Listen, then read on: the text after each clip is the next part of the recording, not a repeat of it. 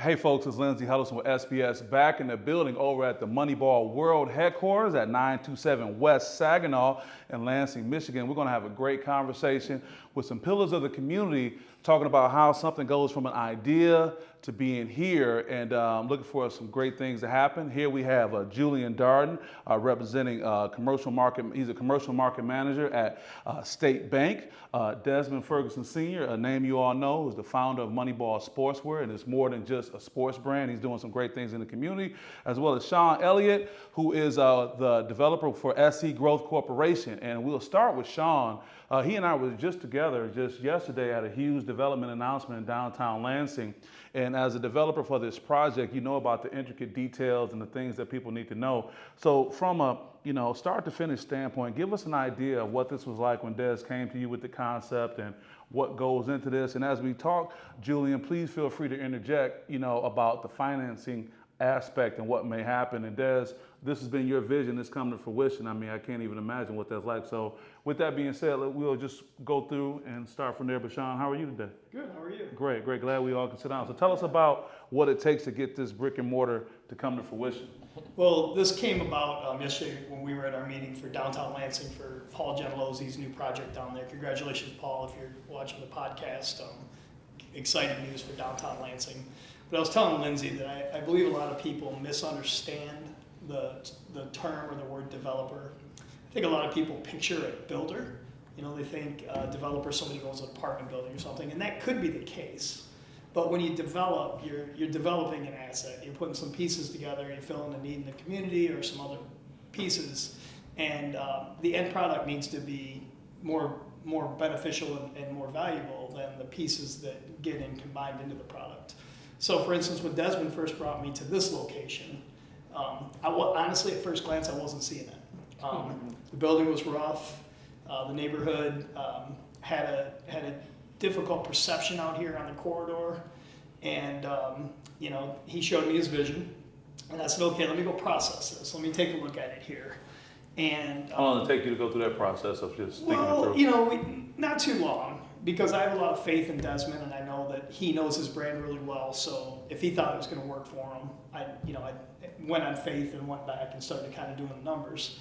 And this particular location was actually really beneficial to his brand because, as we were talking about yesterday, so the Moneyball brand isn't just the logo and it's not just the color. I mean, people know what it means to the community. It's community involvement, it's quality, it's longevity, it's all of those different things.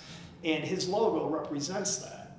And logos have more legs in the communities where they were born. So his logo in this community has much more recognition, staying power, and value to him than it would in traffic count in a different community. So if we take the cars that are driving by here and think about the number of people in those cars that actually recognize his logo, know what it stands for, know it's a retail location, know that he's going to be putting on some tournaments and all those different things, he gets a better opportunity to take advantage of the passing by customers than he would in Detroit, for instance, with the same traffic. He's somewhat known in Detroit, but obviously more known here in Lansing. So knowing that the traffic count going by is something that he could benefit more the business from, I knew that this location might have more potential for him, so we would just take a look and see what it was going to take to put it together.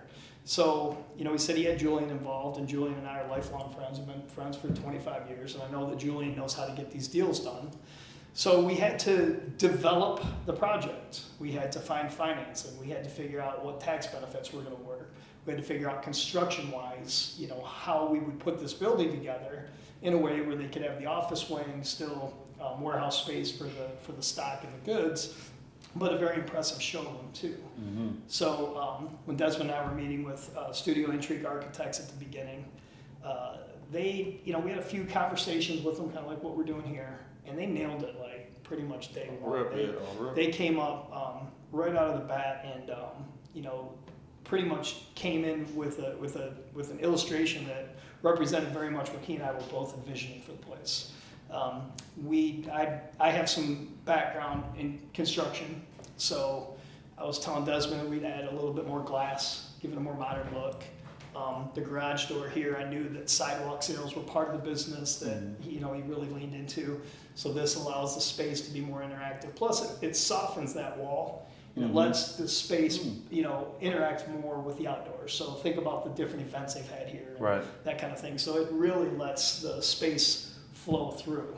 So we took this location and we developed it. It doesn't mean we just built it, and it doesn't mean we just financed it and put the money together, and it doesn't mean that he just turned the open sign on. We put all those pieces together and created this great community resource. I mean, look at how many times already it's been used for community forums. Absolutely. And there's a basketball goal out back. That basketball goal, when he and I were talking, I mean, I know his brand represents multiple sports, but it's a basketball first brand. Sure. So we wanted to make sure we had a basketball pole out there, and it gives him a chance to interact with the kids, and to be part of what he's always been. So, we just put those pieces together, and it's hard it sounds like you're bragging when you get done, but I feel like we nailed it here. I mean, it feels really good. It feels right. And, you can definitely pat yourself on the back for that. It was all of us. It was his vision. It was, most bankers wouldn't have been able. This was a tough one. This was a tough one to get done, and the construction costs were, to convert these old buildings, sometimes you can run into difficulties, and Julian knows that, so he built a good cushion in there for us and some other things. But if you don't have a good finance partner, if they're not understanding, if they're putting pressure on you the whole time, it can really derail the project. There's a time value to money, so getting delivered on time for the 517 day was important. Yeah, and if we didn't have such a fluid banking relationship, if we had to stop every minute that we wanted to ask for money and wait for too many inspections and things, it could have thrown that day off. Well, that's all I want to transition. Des, I want to skip over you for a second to go to Julian and talk about the financing. That true indeed, you and Shawn are lifelong friends. I know how much a pillar in the community you are, and I know you have a great relationship with Des. But when you got the call about this idea, I mean, does it concern you? Does it worry you? Did you say, hey, some other things? What is it like when you get the phone call about a project of this magnitude that's going to need your financial support to help? Well, first of all, I kind of knew he had this coming down the pipe, so I was like, hey, if you need some help, I'm here. Finally, I think he got to the point where we're ready to do this. It's that time. Let's sit down and talk about it. So I knew Shawn was involved, and I know Des had asked me about who we should get involved, and I had recommended Shawn. And so then we just got together. So once, when you're going to finance a deal, there's all this pre-development. Shawn was talking about development. It's that pre-development that most people don't understand. There's a whole lot of money you got to put in at first just to see if it even makes sense for what you're trying to do. So, Shawn was a big help to make sure that we're, the scope of the project makes sense, try to get all the little bells and whistles that Des wanted to have in the building. And then you come to the bank and say, hey, this is what we got, this is what we're thinking. And then we said, okay, we got different options here. We can go conventional. There's some SBA programs out there that we can use, and just different things. And that's kind of where we went. And we decided to go with the SBA 504 program, which is a really good program out there that's administered by the MCDC, the Michigan Certified Development Corporation. So that's our partner with this. But this is how it kind of went down. Right. So, it helps. Desmond, let's get to you. First of all, congratulations again. You got your project done on time. Yes, sir. It came to fruition. Talk about the process for you when you said, this is what I want to do, and you had to kind of come out of your comfort zone to reach out to find the support to get it done. What was that process like for you? Yeah, well, being in business now 21 years, we've been leasing for the longest, 2 locations here in Michigan area and 1 in Southfield. And I would just drive by this location every day, It was around pandemic time right before that. And, I kept driving, I said, I want that building, so it was a long process of going back and forth with the owner, negotiation of buying the building. It took about 1.5 years, almost 2 years. How'd you have the patience for that? I wasn't in a rush, but I just want to make sure that I got it. It was kind of a high number starting off with the owner wanted. I got a lot of low ball offers because it was just in such bad condition. Was able to agree and get to something, and we got there. And I purchased it not knowing really what I was getting myself into. right. Just really on blind faith. And I've known both of these, fellas for Julian over 20 years, Shawn over 15 years, but we had never done any business, anything like that. But they were people I could talk to about business or just, bounce advice off, get advice from or talk to them about. So I finally brought the bin on, I've been talking with JJ and talking about financing and stuff like that. And I would ask him like, man, you know any developers or who you think would be great for this project? And he said, Shawn. And I'm like, Shawn been my guy all along. Shawn kind of low key, he do a lot of stuff in the city downtown that a lot of people wouldn't even know. And not even, and me as a friend didn't even know. But through the process of everything, I've kind of, got a better feel for what he's done, business-wise, development-wise in the city of Lansing. And it's a lot. So to be able to have someone that you know and trust, both of these guys, like it's so much of these processes that I just didn't know. Right. But to be able to lean on them and to know that they're going to lead me in the right direction is very important. When you hire or get anybody involved, if there's no trust or they don't know my background, I don't know their background, they could be telling me or doing anything or, just for a buck or, just to try to get the project. Yeah. Having that trust and letting them lead and what they, have an expertise in was huge. Great. So, we finally got to the point where after I purchased the building and then going through the funding and, with Shawn and the Studio Intrigue and getting to see how we wanted the building. And, if you guys see the renderings, like it looks damn near exactly how the renderings was, like, and, Shawn and his crew, really nailed it. So, it makes a great team, but, to have the support Right. and having them, fighting every tooth and nail, for us to, get this project here was very important. I want to go back to something you said early on. You talked about you've been leasing for so long, and you said you wanted a building. A friend of mine once talked about how just because you have good barbecue at the family reunion, people tell you should open a restaurant. I mean, it's not for everybody. Talk about, for those viewers that are watching who are inspired by what you do, is leasing a good thing, bad thing, or when is it time to say, hey, I'm ready to move forward and reach out to partners? Can you talk about that process? Yeah, I mean, it depends on where you're at in your business. Leasing can be good, for folks. But I knew, we've been in business for this long, and I, planning for the business to be here even when I'm dead and gone. That, we had to have some ownership and some equity in something, as opposed to just, having leases for 5, 7, 10 years and nothing to show for it after, after the fact. So the ownership, that was the next step, for us. Being in, you're in business 5, 10 years, and as many, huge businesses, corporations that lease and rent spots or land, but I just knew we could do a lot in this community and be pretty creative with the space that we have here, not just from a retail standpoint, but the things we do in the community, having events like this, and just overall, increasing the brand. I got that. This question is both for Shawn and Julian. You've known Des. When Julian reached out, or when vice versa, you guys say, hey, we know Des, we know his history, we're familiar with what he's trying to do. What do you say to people who you may not have a relationship with? What are some of the things they need to have in order to be able to get to the point that you can receive them, help them? That's a question for both you guys, but I'll start with Shawn. Well, like another thing that came up in our conversation yesterday. So everybody wants, that meme. Everybody wants your role till they find out what it takes to play your position. So I don't do business with a lot of people. I get asked to do business with a lot of people, and it's not a judgment thing. I think if they don't have the grind, if they don't know that some days there's 90-hour weeks, and that's just how it rolls. You just got to go until you're done, and we don't get to go home after 40 hours. I think a lot of people think, 5 o'clock, you can't just leave? Yeah, I think a lot of people think, oh man, I'm gonna be an owner. There's gonna be mailbox money, and I can't wait to see how big my boat's gonna be. It's not like that. There's accounting involved. There's bank involved. There's always stress. Doesn't matter how many zeros involved. Doesn't matter if you're talking about $10 or 10,000 or 10 million. There's always stress. You're always making decisions, and it seems like the more money you make, the more money you owe between taxes and accounting and everything else. So when somebody gets vetted, it's not that we feel like we're in a privileged crowd. We just think that a lot of people from the outside might not know exactly how much work's involved. They see the finished product and they think, oh, I want to do that too. Yeah. And I've seen a lot of people, try to open a business because they say they want to be a business owner without understanding, just what an enormous commitment it is. And when you go to the bank, another thing that people don't understand, there's not this golden parachute that you see, or you hear about on the news. You're putting your house at risk. I mean, to build this building, he had to pledge the house where Deuce sleeps at night.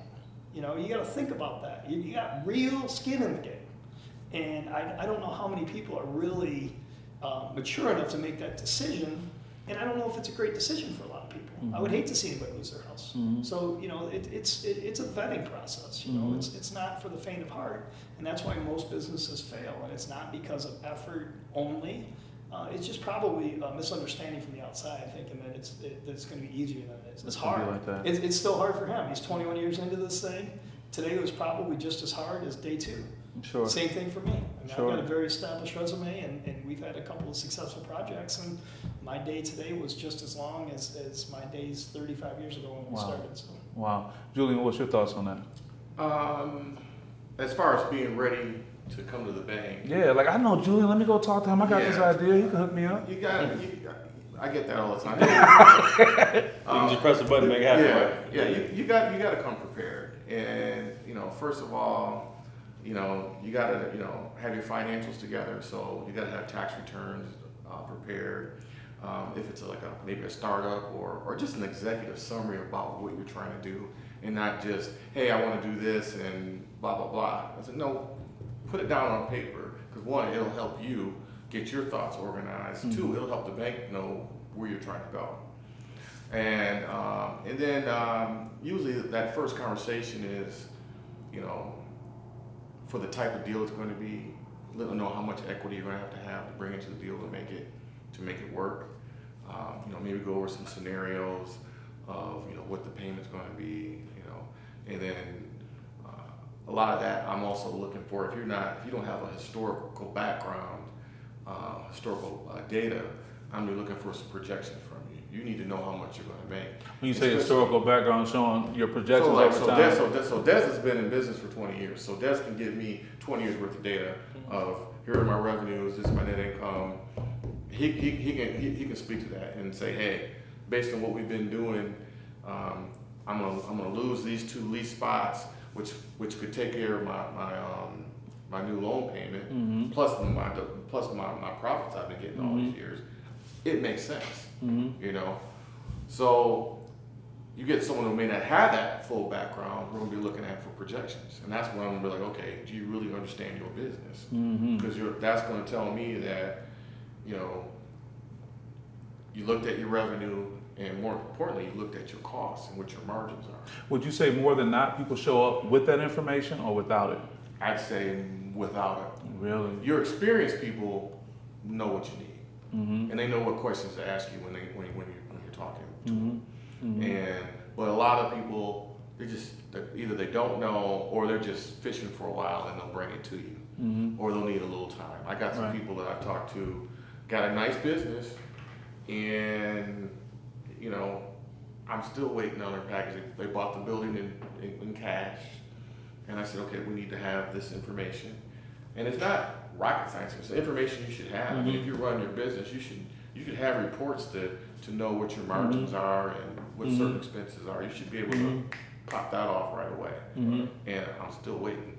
Still waiting. You know, so I'm like, they'll get it together. Right. You know, I get we've it. had a couple different conversations, and you know, and what I do is I try to, you know, for those types of customers, I try to train them to school on Sure. what they need to do. And how about that? Des, it's been 21 years from playing pro ball and also cutting hair at home in the basement. Yes, sir. You know, go back to, you know, your business acumen. Would you say that you've always had that, not just to be able to make money off a brand, but to do what Julian and both Shawn are talking about, be able to show, you know, the things, or as we say now, have real receipts about that? Did you always have that business acumen, or did that grow over time? Yeah, no, I think for me it's really just been trial and error. You know, no one showed me how to run a business. It's just trying to gain experience over time. I mean, you mentioned, you know, the $4 haircuts in my mother's basement. You know what I'm saying? That's going for $4 then? Yeah, oh yeah, that's yeah. Then have $1 on January 1st, going up $1, it'd be $5. You know, able to buy that first car at 16 off them $4 haircuts.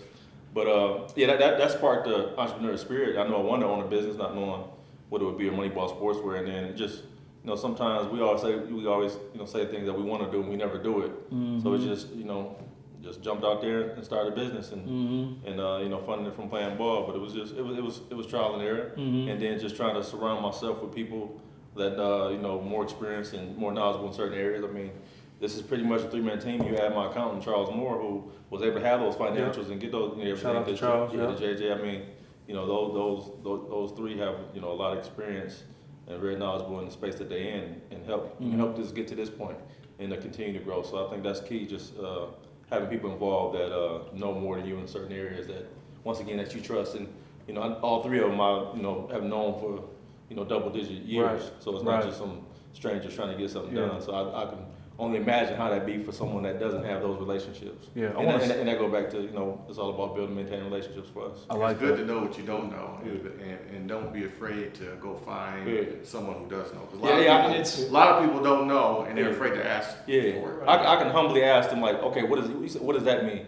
that's a term they may use every day, but I don't know nothing about that, so school me on that. Yeah. And they both good. And if I got questions or concerns, they're gonna put me up on game. And we opened that line of communication up early in the project. Sure. And said, if you come to any terminology or any questions, please ask me. And he did. You know, he said, hey, I don't understand what this means, or, you know, what are they asking us for here, or dive into this one a little bit deeper so I get a grasp on it. So, you know, we had that good rapport all the way through, because sometimes, you know, I've been doing this so long, sometimes I forget that not everybody is familiar with certain terms or certain things. Sure. You sit down, that shit sound like Chinese. Like, Right. Des, I want to go back to a couple things you said before I get some closing statements from everybody here. A few things you said, trial and error, you said that a few times too. And you really kind of, without using the word, saying basically you checked your ego. So for the entrepreneur that's out there who's trying to figure it out, trying to do it, and I love how you talk about the entrepreneurial spirit, you know, talk about how you allow yourself, being the man, everybody know and love Des, that's no cap, but to be able to humble yourself throughout this process, and how important is that for an entrepreneur to be able to accept the trial and error, the bumps and the bruises along the way, and also humble themselves to talk to Shawn and Julian about what you're trying to do. Yeah, it's the biggest risk and gamble. You know, it's really betting on yourself and how much you believe in yourself. But as far as the humbleness is, I mean, nobody should come in acting like they know it all. I mean, you're gonna find out how much. But now you know, my brand been successful. Yeah. You know, they talk about me all over the city and all that. No, you still don't. You know, we all learning and growing. You know, until the day we in the grave. So it's nonstop. You know, learning, especially in this information age that we live in, that you can, you know, learn or try to learn something new, you know, every single day. And I've learned so much through this process and still learning. Still learning. You know, still learning. So it's been good. Yeah, you've been so committed to making this not only a focal point for the culture of sports, but also empowering the community. When you have these two guys next to you, man, you know, just talk about what they mean to you throughout this process. Basically, whether it's giving them their roses or whatever it may be, what does it mean to have guys like this to kind of go through this process with you? Oh, if I had to do this 100 times, it'd be these two. You know, once again, like I said, and to not have any previous business working relationship. Well, SC Growth, as you can see, they bought gear from us. And, Absolutely. You know, Shawn is a big. I see the logo. As well as, you know, JJ, he didn't got corporate stuff. He didn't got a lot of retail stuff. You know, they always tell the people about business, share stuff on social media, but we had never done anything, you know, prior to this. But once again, being able to lean on them and having conversations leading up to, you know, everything was huge. And yeah, I'll do it over and over again. But yeah, just surrounding yourself with the right people. Mm-hmm. What advice would you give to that entrepreneur that's leaning into this conversation right now? Well, you know, I'm very entrepreneurial. I'm pro-entrepreneur, but there's a misunderstanding in the community that cash flow equals profits. Oh. So you I'm making money. So you meet, you know, Julian has a lot of people that come to him that maybe has solid cash flow, or, you know, they're managing their business out of their checkbook. So What do you mean by that? Well, if there's a lot of money in the checkbook on Thursday, I feel good and I go golfing. Mm-hmm. And if there's not, I'm stressed out and freaking out because I got to make payroll. That's a very unfortunate place to find yourself. You should be managing off your profit and loss statements, and you should be able to manage your cash flow, and you should always have enough cash flow in there where those things don't jump out at you. And they're going to, with any business, they're going to. But if you find yourself only using that as your litmus test, you know, if there's money in the bank, I'm doing good. And if there's not money in the bank, because you can control that. You can control, you know, in a building like this, we can control, you know, $5,000 or $6,000 worth of balance in the bank just by the timing of when we pay the utility bill. Oh, wow. You pay it the day it comes in, that's $6,000 out of your account. You want to lie to yourself and tell yourself you have $6,000 more in the bank and pay that bill at the end. So if those are your behaviors and if they start piling up, you can think you have a lot of money in the bank, but you have all these receivables that are still out And there. any to do. trip up in the market or anything like that. So trying to manage your business solely out of your balance in the checkbook it's like a fatal flaw that we see a lot of people running off of. So you really need to get comfortable, like Julian said, with the numbers. And Desmond knows his numbers inside and out, and he knows, and he knows that sometimes he has to be the retail person selling the goods to make the margins that he needs to make it happen. So you see him doing that. He's selling stuff at the tournaments and at the other places. But really knowing your profit and loss statement and seeing all of the costs. So for instance, we're in here right now. The lights are on. There's expenses running right now. This building has taxes on it. Somebody has to come and do the landscape, and all of those things are going on. So if he thinks, hey, I just sold a $10 shirt, I made $10. He's lying to yourself, and the most expensive person in the world to lie to is yourself. So you just want to be honest with yourself. So I appreciate that. Julian, you got anything you want to add to that? What was the original question? Well, just talking about for the entrepreneur that's out there, this advice for that entrepreneur that's leaning in, inspired by what Des has been doing and continues to do. The first thing, from a banking standpoint, is just get to know as much information as you can. Constantly be educating yourself, and don't be afraid to ask. There's a lot of good nonprofits and things out there that can help you and school you to a lot of these different programs and help you do a business plan and those types of things. I just think overall, being an entrepreneur at some point, at one point in time. Shout out to 621. You just got to be Coming on back, it. he making a comeback to you. Yeah. Come back. You just got to be on it. You just got to, like Shawn said earlier, it's nonstop. It's 7 days a week, 24 hours a day, and you just gotta grind hard. I like that. Des, we often talk about when we sit down, one of the people who inspires the late, great Nipsey Hussle, and how he went into that vertical integration where it just wasn't, the brand with the clothing, it was these other things. What's on the horizon for you, and how are you going to utilize this great relationship with your business partners / friends going forward? Yeah, we started off business based around solely on uniforms. That's still probably about 65% of business, custom sport uniforms for all sports. So now that school's back in, getting ready for that busy season, volleyball, basketball, girls and boys, football, that good stuff. And then obviously retail side, back to school, back to school sales. So we staying busy with that. So aside from the retail and uniform, a lot of different events. We have a golf outing coming up. Just finishing, obviously Moneyball program. Shout out to Moneyball, it was great. Yeah, got the high school event. So just doing more of that on steroids, and then having this space, just being creative. Like we got a step class coming in here on Friday, doing something. Oh wow. Gonna have some yoga classes in here. Move So this forward. is definitely a community hub. Definitely. So it's more than just retail. It's a destination spot for the community that we can do, really be creative and do multiple things here. Okay. This is the epitome of a development. This building developed, and it's still developing, and it's community resource, and it's got such a good person spearheading it with the team of him and CC, and giving back to the community, inviting people in to use the space like it's their own. So this one feels really good. This is one that we're all really happy that we participated in this one. Proud to be saying we're part of it. We know that it's going to be a long-standing resource for the community. So. No, I like that. And it's a linchpin for the redevelopment of this corridor. Right. This is the fire starter. Right. For the redevelopment of this corridor, and I know there's a lot of plans coming up here. Yeah, now this is a focus. Now this corridor is a focus. Yeah, it went So to like I being said, like we- an we- eyesore at we one point spearheaded that, to yeah. being that. So I guess you want to continue to encourage people to have that entrepreneurial spirit. Yeah. Yeah. Like you said, Any final thoughts from you guys as we get ready to pack this up? Julian, what about you? I guess just my recommendations for new and existing entrepreneurs is, just make sure you stay on top of your business, stay on top of, the new trends that are going on around, because things can turn really quickly. You think you have the best thing going, all of a sudden it's obsolete. So just try to stay on top of those things, and good luck, And we'll get the final words from Mr. Moneyball himself. Anything else you want to share before we let you go? TMMC. Moneyball Marathon continues. The Moneyball Marathon continues. I love it. From Nipsey, man.